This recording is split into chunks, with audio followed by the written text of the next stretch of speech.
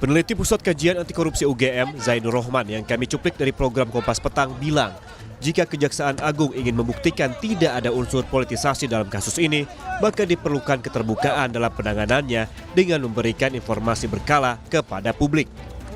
Harus transparan di semua prosesnya. Dari tahap penyidikan ini sampai nanti di tahap penuntutan, transparan.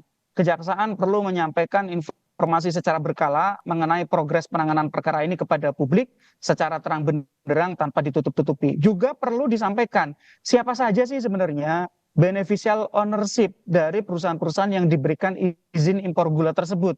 Apakah perusahaan-perusahaan tersebut misalnya punya keterkaitan dengan para politisi atau elit-elit tertentu misalnya begitu, sehingga publik bisa membaca sebenarnya secara utuh impor ini sebenarnya kepentingan siapa begitu. Sementara itu, Anies Baswedan mengaku terkejut dengan kabar mantan Mendak Thomas Lembong yang ditetapkan sebagai tersangka kasus dugaan korupsi impor gula oleh Kejaksaan Agung. Meski demikian, Anies menghormati proses hukum yang sedang berjalan, yang ia yakini bakal berlangsung dengan adil.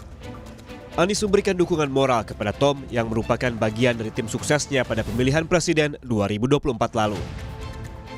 Tom jangan berhenti mencintai Indonesia dan rakyatnya, seperti yang telah dijalani dan dibuktikan selama ini.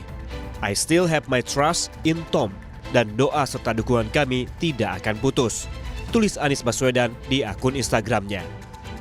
Sebelumnya, dalam kasus ini, Tom Lembong diduga menyalahgunakan jabatannya sehingga menyebabkan kerugian negara hingga 400 miliar rupiah.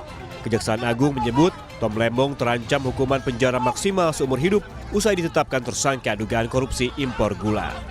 Tim Liputan, Kompas TV.